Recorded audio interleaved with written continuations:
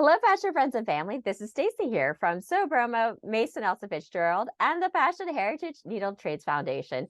And we have an exciting episode. I guess we'll call these mentoring moments. And we are joined by Alec. Alec, would you like to introduce yourself? My name is Alec. I've been very interested in the fashion scope for a couple years now, and I am very, very privileged to be able to interview Stacy Stube. Yeah. And can you tell our audience what the project is? You're mentioning a little bit earlier about the sustainability and the kind of directive that you were provided for this questioning. Yes. Yes. In my class, literature and analysis, we were assigned to interview an individual about anything sustainability. You could do anything, but it had to have the sustainability aspect to it. So I know some of my classmates are going to a garbage dump and seeing how this landfill, because we know landfills can be over time they can be very harmful to our earth, and just all of these different things that my classmates are doing. And I am doing fashion and fast fashion, and how we can continue to produce clothing and other things sustainably. Okay, wonderful. So Alex got a round of actually, Alec had a lot of homework. So I provided a lot of links Yeah. and resources. I'd have to say, coming from the lens of having people interview and ask questions, and this is a recommendation to anyone who's watching this who wants to reach out to a mentor, do your homework. Don't just find a person's name and their title and decide, oh, I want to reach out to this person. Make sure you do your homework around information you could already find around that person, because that's your due diligence. That's your responsibility, because this person's giving of their time and they're usually really busy people. So make sure you're not asking them questions that you could have Googled or you could have found in a few videos. So this is your moment, I guess, to our audience to know that when you are getting this special time, make it count. And so, yeah, so Alec has done a wonderful job doing homework and researching and has Thank you. Thank some, you. yeah, I've heard all about it. So I can't wait to see what questions you come up with. So I'll Yeah, I'll let totally. you take the stage. Sounds good. Sounds good. All right. So, first and probably the most broad question of all, is how did you first know you were meant to be in the fashion industry? Well, it was probably more by accident, in the sense that I needed a job. And so the jobs that I gravitated towards were in the shopping mall. But this is in a time when there actually were a lot of shopping malls and there were a lot of jobs, and there were Mm, this was like an easy in, especially when I was in high school. And right, also right. retail hours are a lot more flexible because I was both going to school, I was in different programs, I was playing like varsity lacrosse, so I had to have like a very flexible job. And so hours wise. So I also loved to play, and not just like childlike make believe, but also I really loved the elements that you could kind of express within fashion. In terms of actually deciding to like work in the field, I think the big clue was when I was about 17 years old, and I was given the opportunity to be the assistant store manager of a Hugo Boss store. Mm, And it was like very competitive. I had to compete against men that were like 40 plus years who had all this experience. And it was just because I loved the quality and craftsmanship of garments, especially ones that were coming from Europe. And I then realized that I have a skill set here, and I was always very top salesperson. I was able to teach people how to like connect with the end consumer, and to really share a love for the garments. And I love the whole, all the behind the scenes, right? Like the directives, the visual merchandising, and actually being able to influence that. And it was probably more around, but I always struggled with fashion actually, because I wanted to be of service. I wanted to give back. I wanted to create change. And coming from the inner city of Baltimore and having like been from a village in Indonesia, I, did have very humble background. I had to work like three jobs to pay my way through school. mm, I mm. And so I always knew I wanted to do something good, but I felt fashion was in conflict with that because it felt very surface. And so I feel like I still dedicate a lifetime and will continue to dedicate a lifetime where I immerse fashion in impact and kind of a happy marriage that can translate into the work that I do. And I kind of like think of it as like a love affair with the industry and how we can right the wrongs of it by Mhm. our positioning and our stance. Beautiful, beautiful. I That was so well said. Oh my goodness. All right. So, you mentioned your Indonesian heritage quite a few times in your interviews on So Bromo and Elsa Fitzgerald and how it has inspired your pieces. If you hadn't had this exposure to the culture in Indonesia, how would your clothes be any different? Um, Actually, I did not have exposure so much to my Indonesian culture growing up, and that's actually why I got connected to wanting to start again.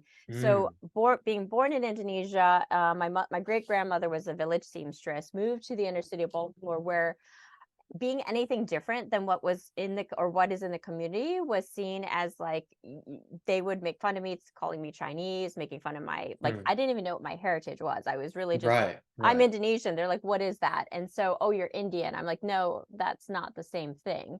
And so Mm, then I rejected all things Indonesian. So I stopped speaking the language. I stopped not that I stopped eating the food, but I really stopped anything that was had any cultural impressions on me so that I can acclimate into this community, right? And so it wasn't until I was in London and I was in the fashion and textiles area of the library in Marylebone that I found books around batiks and these artisan textiles and methods that are from Indonesia. And then I was like, wow, how is it that like Indonesian culture is celebrated in fashion and in this library where things are like valued, that's something that we want to study, that I started to uncover through an assignment, a school assignment, that I want to know what it is to be Indonesian. And I was in my 20s at this point that I was doing that search. And that's when I was like, there is beauty in who I am. There's beauty in being Indonesian, but I don't know what it is to be Indonesian because I haven't acclimated to that part of myself, as many Americans growing up in the US sometimes do. But fortunately, it's almost like I had a second chance to discover the parts of me that are Indonesian. And I found it through fashion, but fashion that was beyond the aesthetic. It was more into the culture and the community and the connection to hand and craftsmanship making. mm. Beautiful, beautiful. All right, all right. While I was doing my homework, I read a bit about So Bromo and I watched many of the So Bromo videos. Can you tell me what exactly a fashion education incubator does and what its purpose is? Yeah, and I'll explain that, but I'll give a little bit of the history for those that are listening in. I worked for one of the last garment factories from the original industry, and when I came back to my hometown of Baltimore, I was really shocked that we had an industry, didn't know it existed. I'd gone to London, I'd gone to Bali, and then two of my colleagues died suddenly in the industry, and then their skill sets died with them. They were older people, and there was no one to replace them. And then I got really angry, frustrated, and saddened that no one was doing anything about it. And so then we converted an abandoned garment factory, turned it into a school, and we realized that's a space where we can keep the heritage skills alive. So Mm, Bromo is a fashion education incubator to move the needle forward for today's makers. Because mm, currently within the commercial environment, meaning for production, in the United States, there is not enough production happening anymore at a quality level that can sustain a craft skill or sustain an industry. So in mm, order to incubate that next era of industry, we really focus on those impact driven fashion entrepreneurs looking to launch early stage ventures that are going to select and pay more money to make here in the United States, not pay more money, but really pay beyond a living wage so that it can create a job that is going to be able to stabilize. right, right. Because you see all of these big name companies like Nike and Adidas just mass producing all of these clothes, and that's where the sustainability part comes in. And it's just all for money. And where is all the culture? Like you said, it's bringing the culture forth with your school. Beautiful, beautiful. All right. And so you, along with being the founder of Elsa Fitzgerald and So Bromo, you also direct the entrepreneurship at Micah. What are your goals for the students who come through the center? Um, Yeah, so we with the entrepreneurship center, I should also explain why I wanted to do the work. I realized if I'm one individual, one creative who is really passionate about a specific area, what if more creatives are connected to their passion towards profitability and impact? What transformations can we create in society that ripple out into the businesses that form for the future?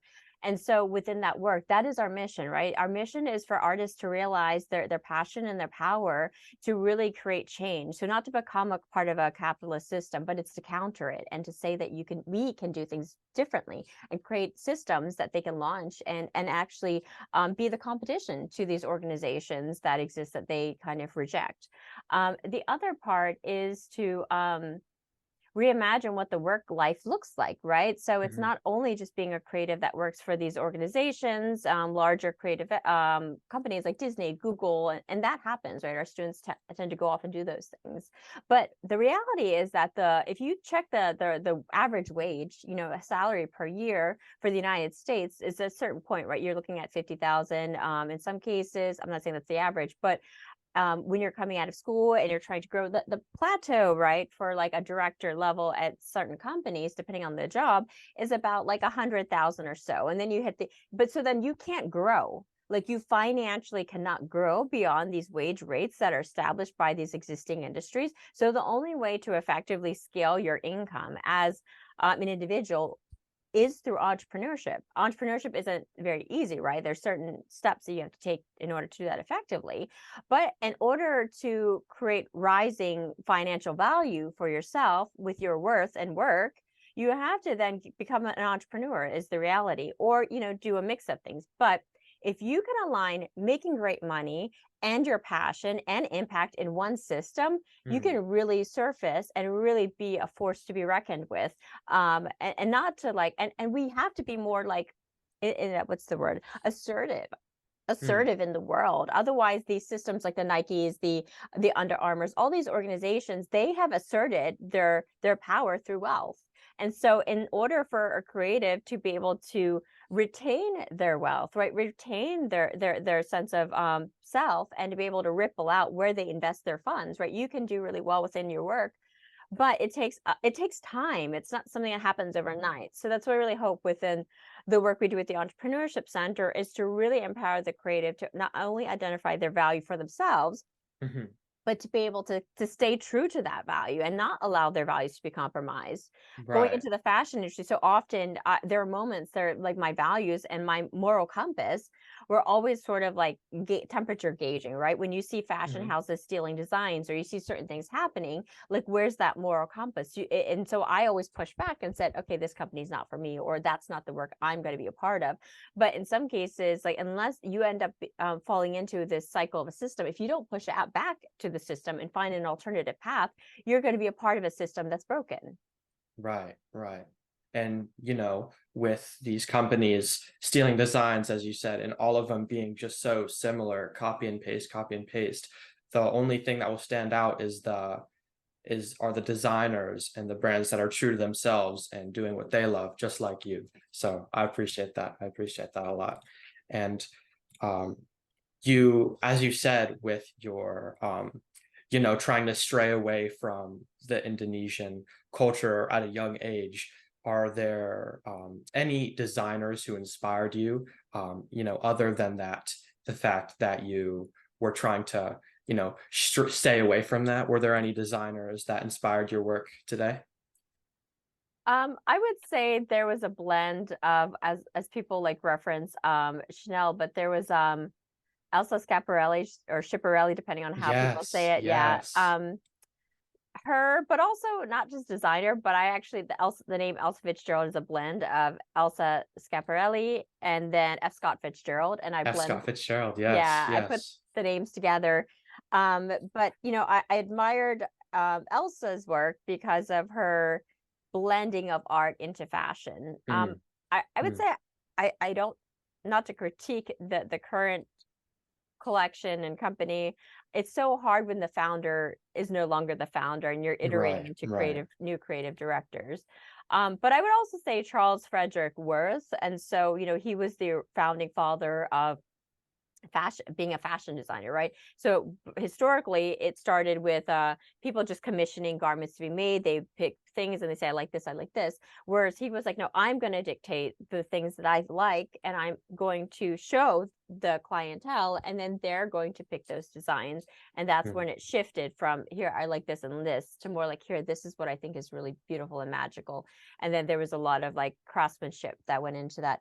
Another, not fashion designer, but William Morris, is wallpaper and like mm, that arts and crafts scene, and his commitment to that, and just the beautiful elements of that, I would say, wove together, which I find ironic now because I never really considered myself an artist, but I truly have been an artist my whole life. But I think so often, I did go to University of Arts London, but I studied the Masters in Fashion Entrepreneurship and Innovation, mm. but I didn't do the traditional artist track, right? Like, with all that. So I think in my brain, to be an artist in that context before my working at MICA at the Maryland Institute College of Art, I didn't see myself as that. But now that I work around art students and I work around faculty and all this, I'm like, the whole time you have been this. You have done all the things that they do in your own practice. Totally, totally. And I was looking at old Schiaparelli's works, especially in the 1920s. And I can totally see the resemblance. I was looking at her dresses and just the way they flow, very, very similar. I was gonna ask if that was where it came from. I was pretty sure that was. All right, here we go. All right, so there is a lot of talk about sustainability in the fashion industry, and I would love to hear how you approach and think about sustainability. Yeah, that's a tricky one. I think the mindset really is in this space of upcycling. It's around material, like working with recycled materials or converting trash into fashion. That for some reason like doesn't talk to my soul.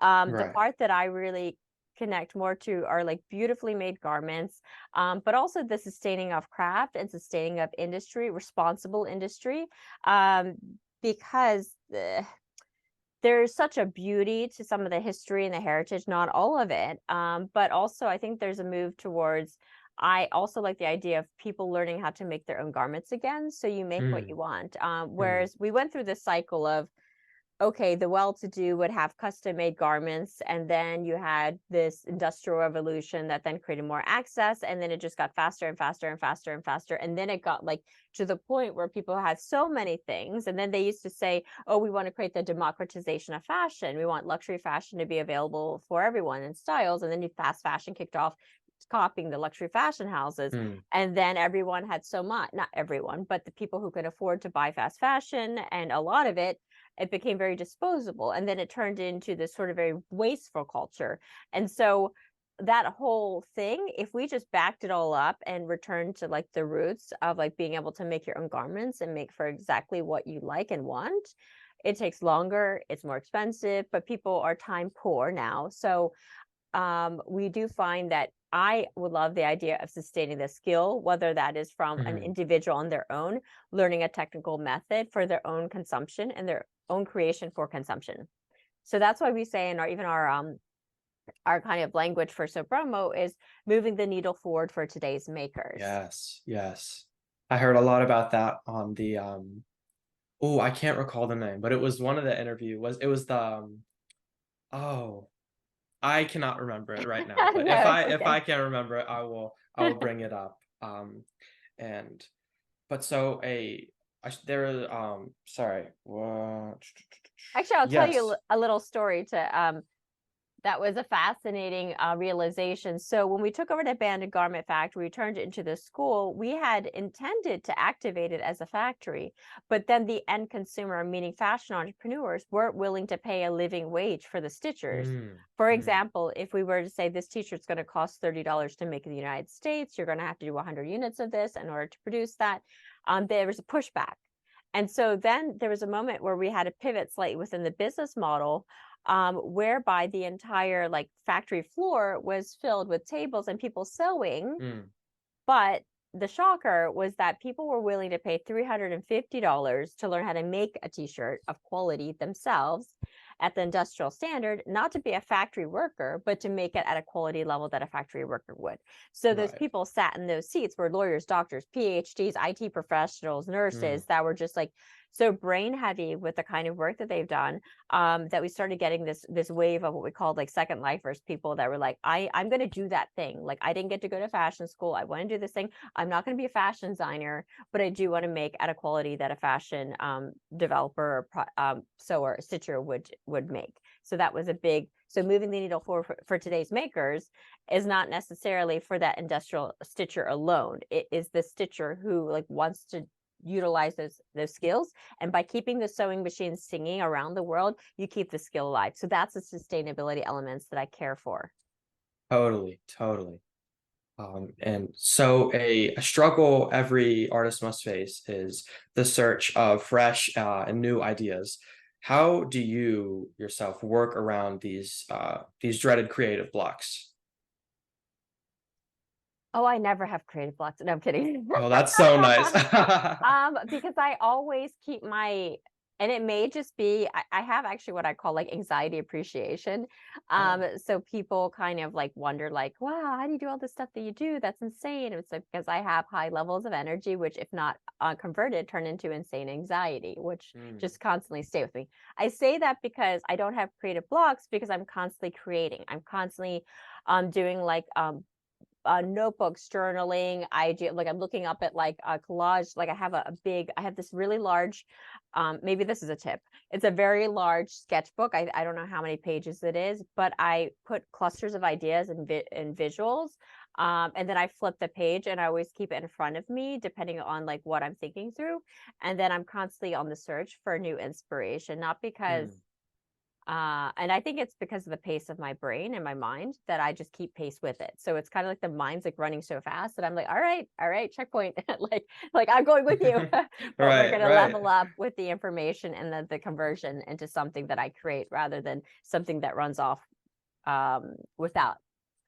So and I don't know if this typically comes up, but like there is a fine dance between darkness and light within the artist world. So Mm, if at least in my case, if I don't convert this energy into creation or productivity or other elements, it turns into a major levels of depression. I haven't had experienced that unless I've had a few layers of like personal shocking, hmm. activities happening in my life. Right. But I always have to like get myself to a level set. So as a like an adult, like as a child, I thought like, oh, this is just a phase. Like, oh, and then I'm like, I still feel this way, and I'm this age, and I'm like, oh, Right, okay, this right. is not a phase.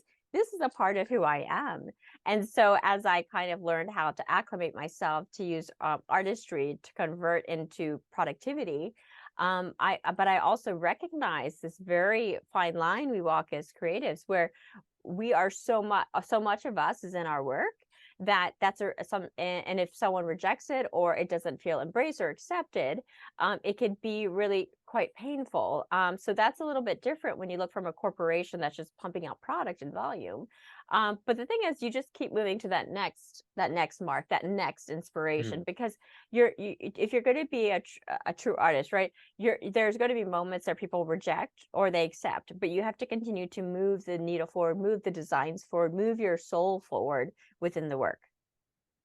totally, totally. And I remember a quote from one of my personal favorite designers, and he says, "Create, create, create," because no matter what you create, if you create so much stuff and all of this just different material, you will be able to handpick what you like and what makes you special. And I just saw so or heard so much resemblance in that. So I like so that. yeah, yeah, create, create, create. Um, and so in your interview with the University of Baltimore, you say that you want to replace machines with human work, moving sewing the needle forward. Um, Knowing how dependent America and other countries are of machines and automation, what would be the next step in this dream? Yeah, well, I should like explain that a little bit. There's this assumption that you're going to push a button and all of a sudden, like, kind of like some, I forgot, someone's like Jetson style, like it'll just like turn up and it's like, oh, I'm going to put this on my body. It doesn't work that way. It still doesn't work that way. And it won't work that way. There are certain elements that can be mechanized and efficiencies that can be achieved, but I don't know if, unless you're 3D printing a garment, it's very unlikely that, like, using a normal traditional sewing machine, that there can be a conversion to a ready-made garment that is going to be complex and well made. In terms of how to, like, still have humans behind sewing machines, there has to be a knowledge transfer, is where we start with Sew Broma, knowledge transfer, but also making it approachable. What we found is providing a lot of the tools and the materials, because people are very busy. So our next step within our business model is create like the HelloFresh equivalent Mm, of the Stitcher kit, right? And so making it user friendly. But the other thing is creating access. So a lot of people are learning from like these YouTube videos, but many of the people that are teaching those YouTube videos are just hobbyists. Not all of them. Some of them are hobbyists, and they don't. We want to teach what is learned in what a garment factory would have taught, or like how it's done operationally, mm, and mm. or what a fine methods would have been. And so that's where we realize it's not going to survive via the commercialization alone.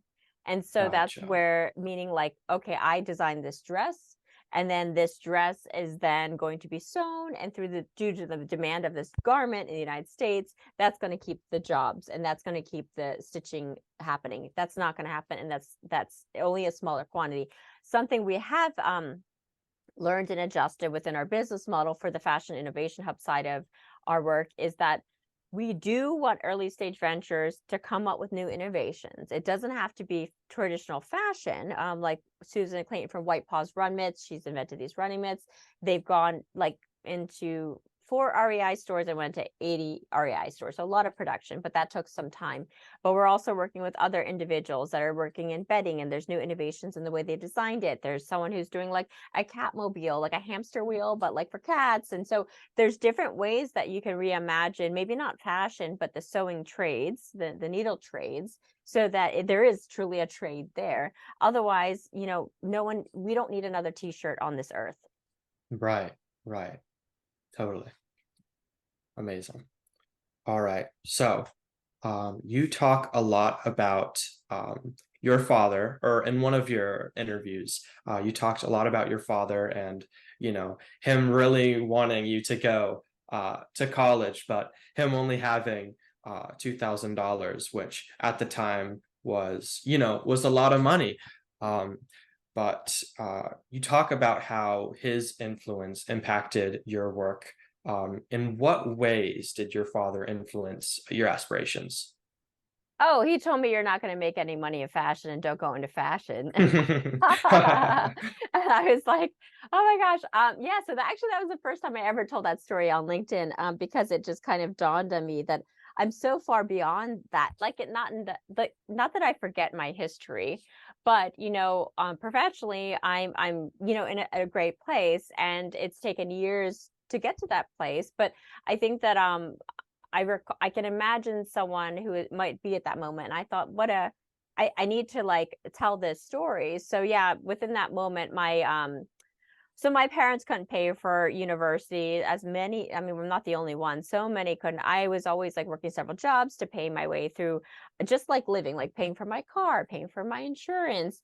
And I didn't apply for any universities. I was in National Honor Society, and I was like I could have probably gotten a scholarship.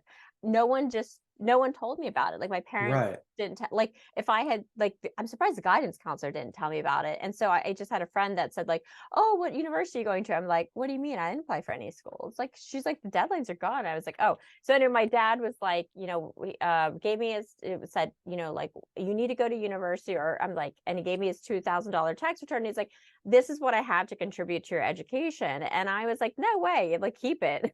I was like, I can't afford to like go to Mm, school and do all that. But the long story of it was that I ended up taking, I didn't want to let him down. Actually, I felt like he probably felt like he failed as a parent for like not being able to, get it, he didn't, of course. But from that, you fast forward in time, went to community college, then things happened, then had to drop out of community college, then had debt, and then try to go back to school again, but was later in my journey. And then I was like, but ended up getting a scholarship, the University of London, called London Business School, on a master's program, and then did a double master's, and then I'm currently like prepping to do a PhD. But I guess if there's a message there, it was that find that inner voice, that inner will to kind of find your own path through this, and it's never too late within the work, that you can really be you could be the one to transform your moment. Like my dad, yeah, the $2,000 gave me the kind of starting point, but I had to do a lot of things to keep myself on that track.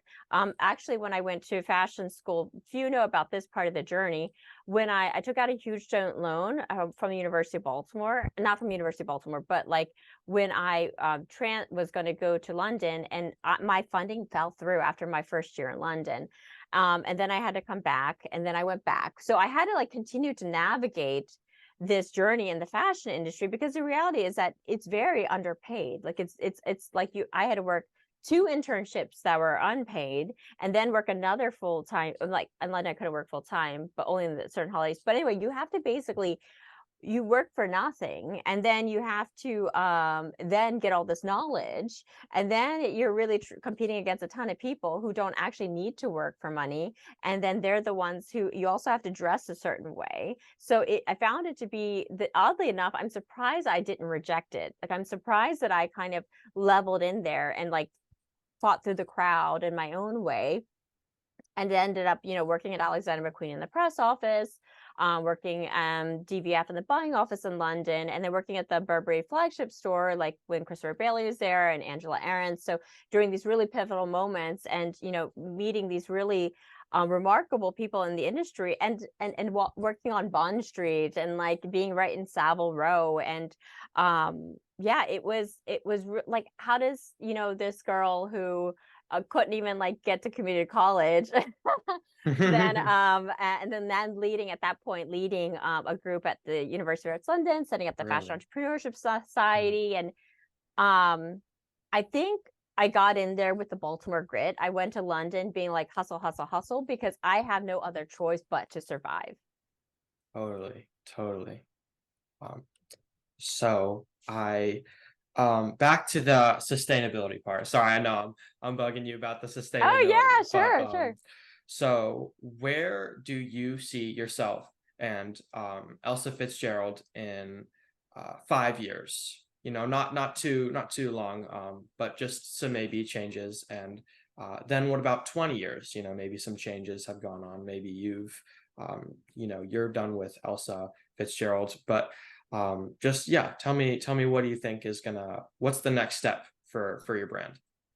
Yeah, we recently came back from a trip from Asia where we were before that reshoring the brand. So Elsa Fitzgerald, just for our viewers, was originally designed, developed, and produced in Bali, Indonesia. But it was when I came back to Baltimore that we went through this journey of what's called reshoring. So bringing that manufacturing back here. So developing it here means creating a sewing job here, right? And so the irony to the story is now we're making the garments here in the United States, and then we're now exporting it to Asia. So we'll be selling in Singapore, Malaysia, Indonesia, and wherever we're kind of targeting.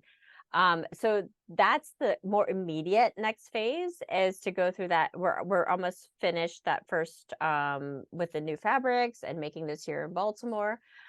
We were featured in the BBC News for one of the dresses that are the painted with lace dresses. But Mm. from that next move, when I came back to Baltimore, I guess I've always been creating films, and I think where the films were starting in Bali, because I was like on the other side of the world, and also it was a really beautiful place to create like Mm-hmm. fashion filming.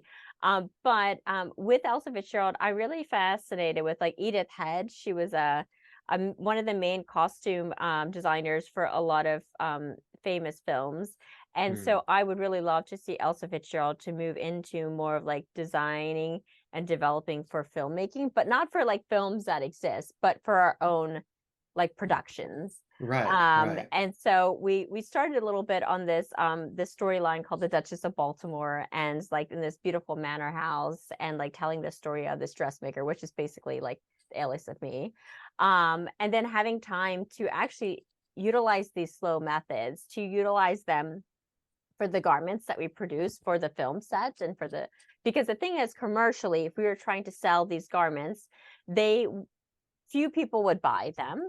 Haute couture itself is really has struggled, and has struggled for years. I mean, the money's being made on the perfumes and the makeup, but on its own, the product itself, and it's art, right? But it's not enough for what they're getting per dress to sustain the atelier, the people working in the ateliers. So that's where I realized, like, Elsa Fitzgerald has to lead by fashion entertainment, and Mm, education. So there are parts of it where I will utilize the collection development process for people to learn and know, because few people actually get to be in those sample rooms. Like I said, it's so competitive. There's so many people. And actually, the other part is that many of those sample rooms don't exist in the United States. They're offshore, and they don't make like they used to make, for designing and developing. They have technical designers that are doing digital elements of it. They send it offshore if it's not already, like, they send them they basically go to their competitors, grab a bunch of stuff, send it to them, and say, hey, mix this up and make this a little bit like ours. I mean, that's the current process for most places, right, even though right. they won't say that. And then 20 years from now, that's why we've established the Fashion Heritage Needle Trades Foundation, is that there's the legacy side of the work. So I will not be here forever, fortunately. So there will be someone else who will pass the baton on to. But my grandfather actually set up a nonprofit that still creates change in the community that I grew up in. So that's the next phase, is that we've already established a nonprofit, Fashion Heritage Needle Trades Foundation. We've already set up the Innovation Hub, but now we're trying to create a time capsule of knowledge for these needle trade skills that are no longer commercially viable, so Mm, that in many years from now, this knowledge will be available. And so that's the part of like the 20 years from now, is so that there is a space, like a vault of knowledge, a digital knowledge. Who knows if it's like virtual reality, who knows what it becomes, but it is going to be a place in a way that people can learn these skills with their own hands, at a speed that will surpass the lifetime of the person who maybe originally knew it, right? Like my colleagues in the industry who died suddenly, what if we could have worked with them sooner? What if we could have archived their knowledge? What if we could have put it into a vault of information, converted it into virtual reality, and then had a new sewing machine mechanic who would have done all these things and knew all these things? I mean, Bob had like, what, 40 plus years of working in the industry for all this time, working in an era, a time where Danskin's factory floor would have had like, 100 plus stitchers. Like our factory that I used to work for had 30, and that was the biggest in the state, in the city. So that's part of it. But the other part of it is for me to have my own sewing journey. So something that I think people, it's not very apparent. I'm not technically strong. So I studied fashion business management strategy, but because my dad told me, you're not going to make any money in fashion, I took the business route, and I took the strategy and the mhm, director route. And then also other people told me, like, at a younger age, you're going to be a director, you're going to run companies. And that's exactly what happened. But still, the only thing I ever wanted to do was get behind that sewing machine and sew myself. So that's the other part of my journey, where I'm going to be phasing myself out. Like the work will continue, there'll be people managing and growing those elements, but so I can have my own slowdown in the way that I get to create, and I get to make things that I love, because that's what I want for the future of people wanting to create fashion. In order to create fashion, you don't have to be working in the fashion industry. I think there's a disconnect there, where it's like you can enjoy fashion.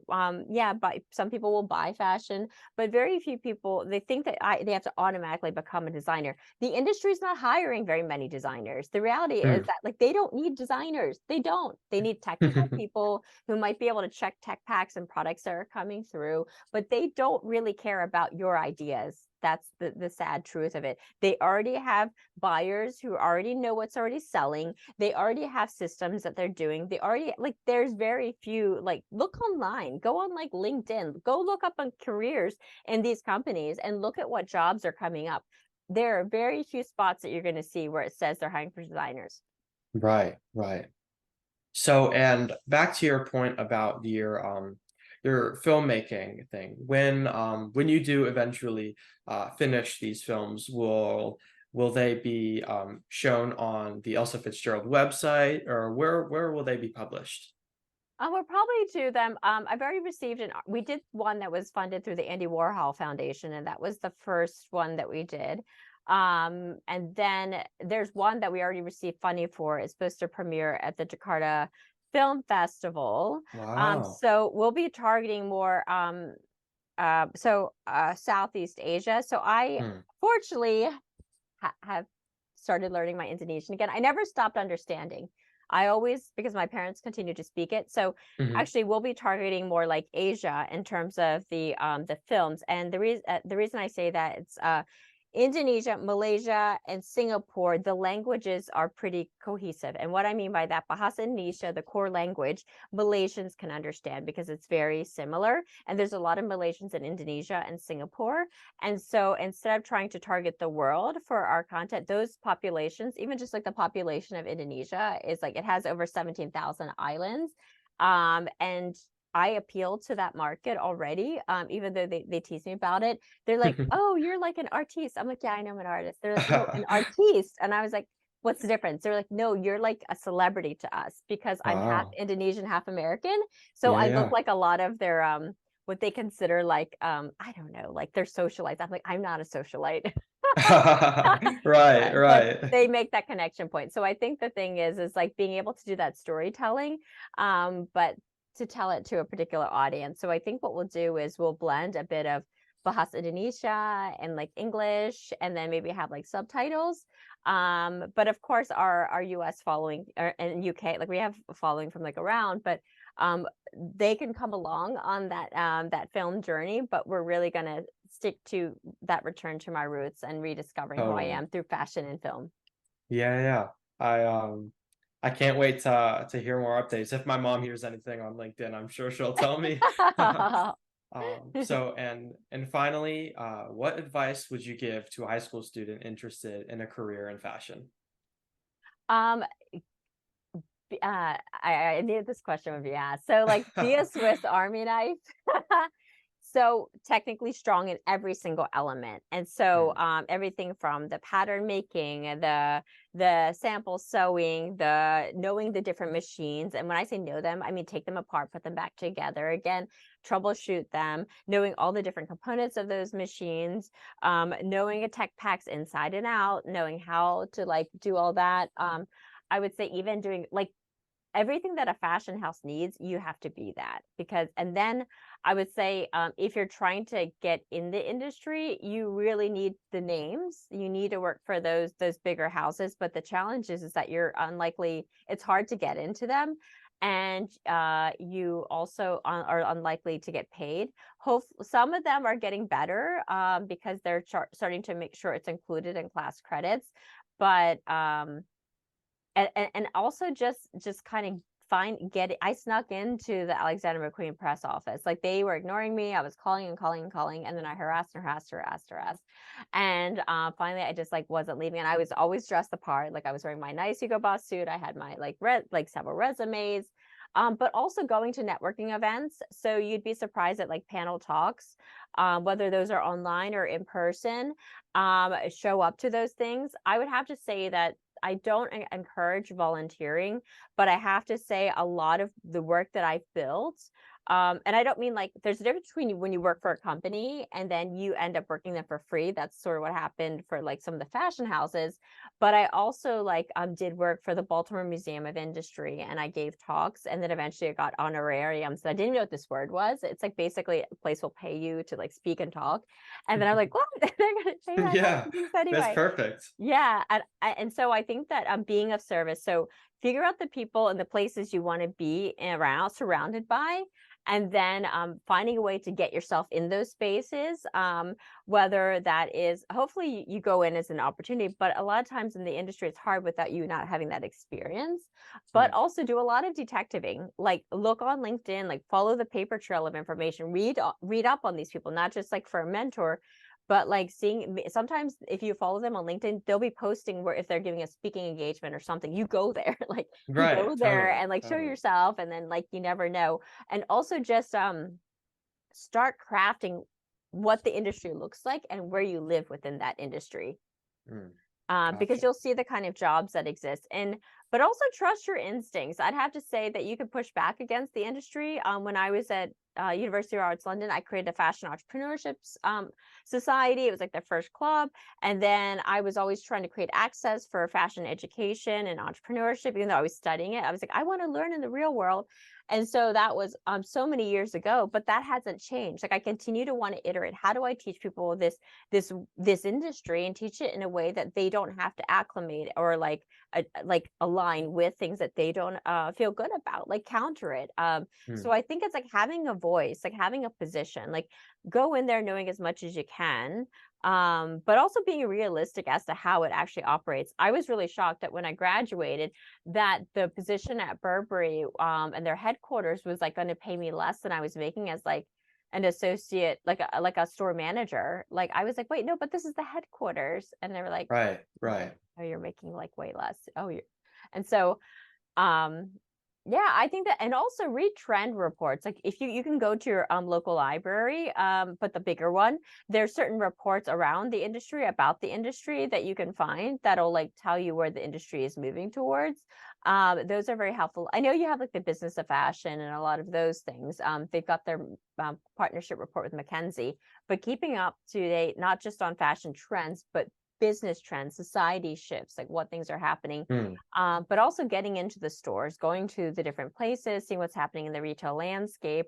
Obviously, now with social media, seeing how that's sort of like surfacing, but just like continuing to absorb information and then have a position within that information. Because, the great thing is, before when I was like around your age, we didn't have as much access to creating visibility for ourselves. So creating visibility for yourself is another piece of the puzzle. Sometimes we think, oh well, I'm just starting out, I'm still figuring things out, I don't really know everything. Yeah, but then start knowing some stuff that you care about and do some digging. And so then start talking about the things that you care about. And it's not a matter of being right or wrong. It's having a position and a perspective.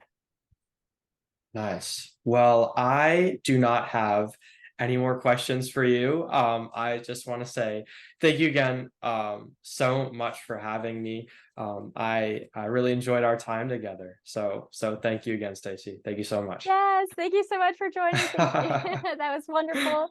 And thank you so much for our friends and family that have been joining on this episode. We hope you have a wonderful, wonderful day.